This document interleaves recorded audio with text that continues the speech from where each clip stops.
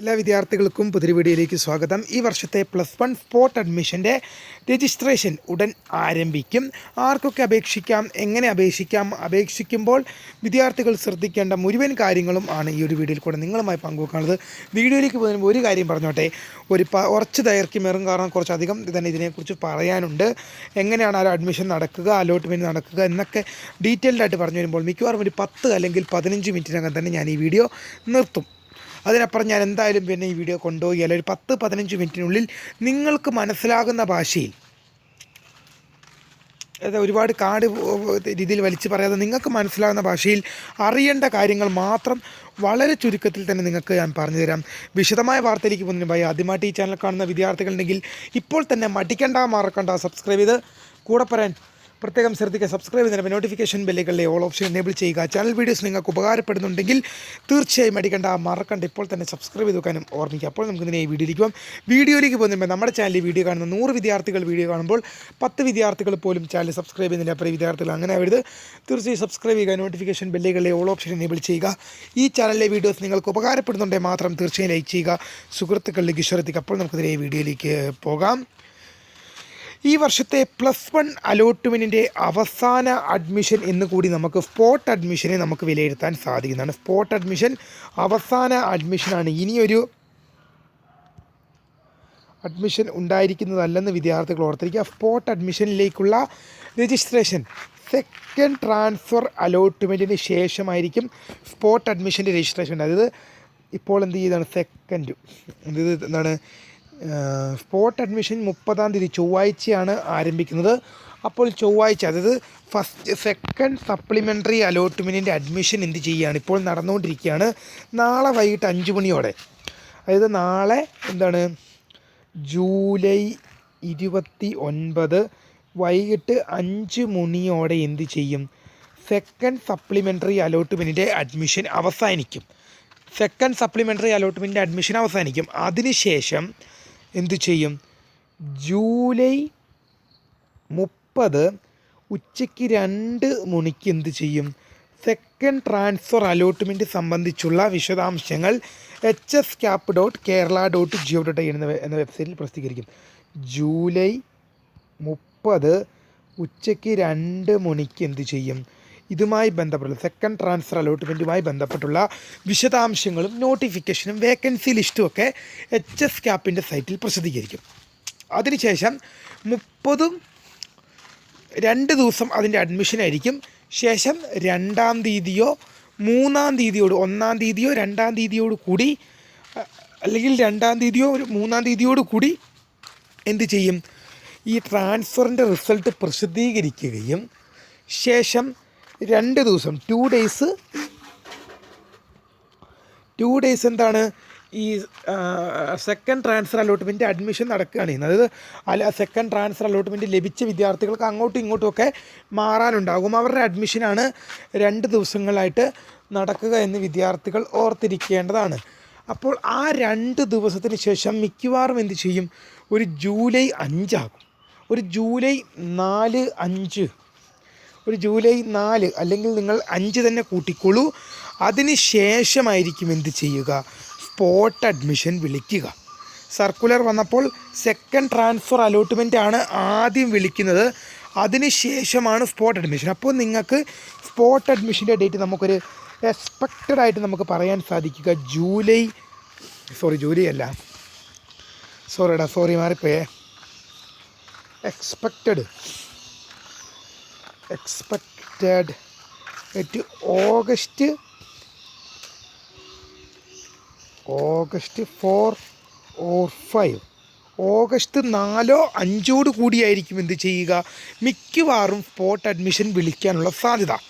അപ്പോൾ അത്രയും നമ്മൾ എക്സ്പെക്റ്റ് ചെയ്താൽ മതിയാകും.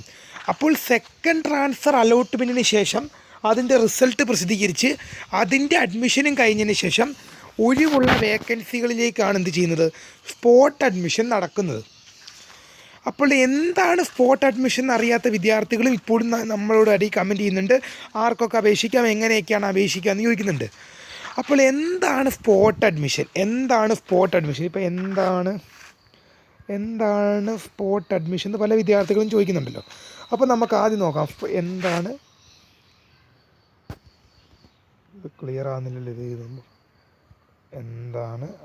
എന്താണ് സ്പോട്ട് അഡ്മിഷൻ നമുക്ക് നോക്കാം. ഇതുവരെ അലോട്ട്മെൻറ്റ് ലഭിക്കാത്ത വിദ്യാർത്ഥികൾക്ക് വേണ്ടി നടത്തുന്നതാണ് സ്പോട്ട് അഡ്മിഷൻ. അതായത് മുഖ്യഘട്ടത്തിലെ 3 അലോട്ട്മെൻറ്റുകളിലും ഫസ്റ്റ് സെക്കൻഡ് സപ്ലിമെൻ്ററി അലോട്ട്മെൻറ്റുകളിലും അലോട്ട്മെൻറ്റ് നൽകിയിട്ടും അപേക്ഷ നൽകിയിട്ടും അലോട്ട്മെൻറ്റ് ലഭിക്കാതെ പോയ വിദ്യാർത്ഥികൾക്ക് വേണ്ടിയുള്ളതാണ് സ്പോട്ട് അഡ്മിഷൻ. ഇതുവരെ അപേക്ഷിക്കാൻ പറ്റാതെ പോയ വിദ്യാർത്ഥികൾക്ക് അപേക്ഷിക്കാൻ പറ്റുമോ എന്നുള്ളത് സർക്കുലർ വന്നാലേ നമുക്ക് പറയാൻ പറ്റും. ആർക്കൊക്കെ അപേക്ഷിക്കാം എന്നുള്ള ചോദ്യത്തിലേക്ക് നമ്മളിതാ കടന്നു കഴിഞ്ഞു. അപ്പോൾ മുഖ്യഘട്ടത്തിലെ 3 അലോട്ട്മെൻറ്റുകളിലും ഫസ്റ്റ് സെക്കൻഡ് സപ്ലിമെൻ്ററി അലോട്ട്മെൻറ്റുകളിലും അലോട്ട്മെൻറ്റിനായി അപേക്ഷ സമർപ്പിച്ചിട്ടും അലോട്ട്മെൻറ്റ് ലഭിക്കാത്ത മുഴുവൻ വിദ്യാർത്ഥികൾക്കും 100% ഷുവറായിട്ട് എന്ത് ചെയ്യാൻ സാധിക്കും? സ്പോട്ട് അഡ്മിഷനായിട്ട് നിങ്ങൾക്ക് അപേക്ഷ കൊടുക്കാൻ സാധിക്കും. ഇതുവരെ അപേക്ഷ സമർപ്പിക്കാൻ സാധിക്കാത്ത വിദ്യാർത്ഥികൾക്ക് അപേക്ഷിക്കാൻ പറ്റുമോ എന്നുള്ളത് സർക്കുലർ വന്നാൽ മാത്രമേ നമുക്കതിനെക്കുറിച്ച് പറയാൻ സാധിക്കുകയുള്ളൂ. അല്ലാതെയുള്ള അതായത് ഈ അപേക്ഷിച്ച് അല്ലെങ്കിൽ മുഖ്യഘട്ടത്തിലെ 3 അലോട്ട്മെൻറ്റുകളിലും ഫസ്റ്റ് സെക്കൻഡ് സപ്ലിമെൻ്ററി അലോട്ട്മെൻറ്റുകളിലും അലോട്ട്മെൻറ്റ് അപേക്ഷിച്ചിട്ട് അലോട്ട്മെൻറ്റ് ലഭിക്കാത്ത മുഴുവൻ വിദ്യാർത്ഥികൾക്കും ഇതിന് അപേക്ഷ സമർപ്പിക്കാം. എങ്ങനെയാണ് അപേക്ഷിക്കുക? HSCAPൻ്റെ വെബ്സൈറ്റ് വഴിയല്ല നിങ്ങൾ അപേക്ഷ ചെയ്യുന്നത്. വേക്കൻസി ലിസ്റ്റ് HSCAPൻ്റെ സൈറ്റിലാണ് വരിക. ആ HSCAPൻ്റെ സൈറ്റിൽ വരുന്ന വേക്കൻസി ലിസ്റ്റ് പ്രകാരം നിങ്ങൾ ഓരോ സ്കൂളുകളിലും പോയിട്ടാണ് അപേക്ഷിക്കേണ്ടത്. അതായത് നിങ്ങൾക്ക് ഏതൊക്കെ സ്കൂളിലാണോ അലോട്ട്മെൻറ്റിന് വേണ്ടി അപേക്ഷിക്കാൻ സാധിക്കുന്നത് അതോടൊപ്പം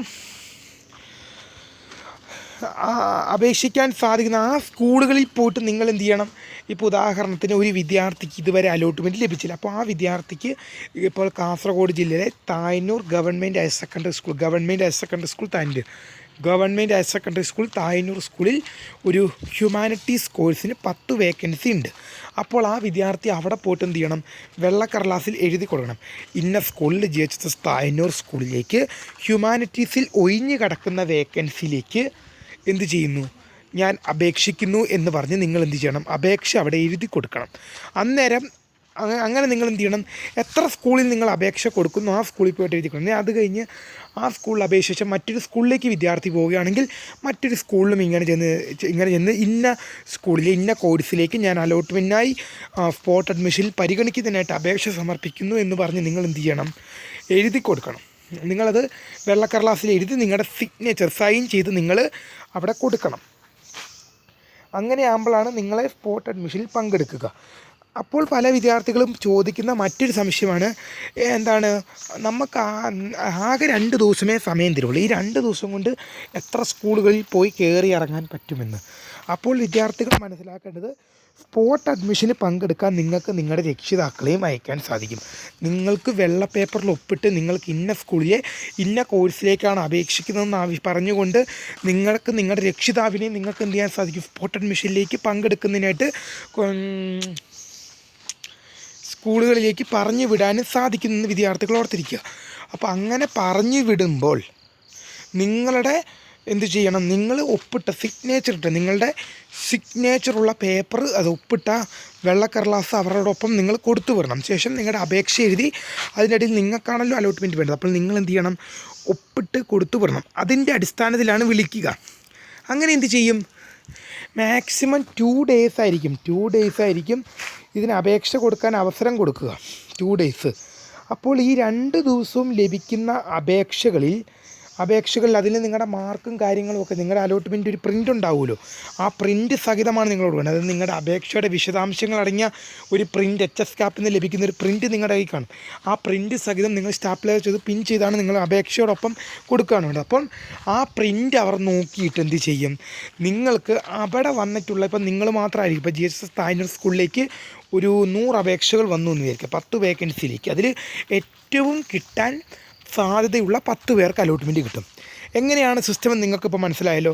അപ്പോൾ ആ തായന്നൂർ ഗവൺമെൻറ് ഹയർ സെക്കൻഡറി സ്കൂളിലേക്ക് 10 വേക്കൻസിയുള്ള ഹ്യൂമാനിറ്റീസിലേക്ക് 100 അപേക്ഷകൾ വന്നു എന്ന് വിചാരിച്ചുകൊള്ളുക.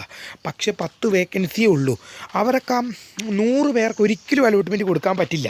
അഡ്മിഷൻ കൊടുക്കാൻ പറ്റില്ല. 10 പേരെന്തായാലും പട്ടികയ്ക്ക് വീണ്ടും ഔട്ടായി പോകും. അങ്ങനെ വരുമ്പോൾ എന്ത് ചെയ്യും?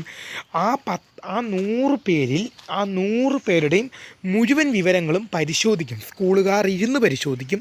ശേഷം ആ 100 പേരിൽ അലോട്ട്മെൻറ്റ് കിട്ടാൻ സാധ്യതയുള്ള ഏറ്റവും മികച്ച 10 പേരെ കണ്ടെത്തും. ആ 10 വേക്കൻസിയിലേക്ക് അർഹരായ 10 പേരെ കണ്ടെത്തിയതിന് ശേഷം എന്ത് ചെയ്യും?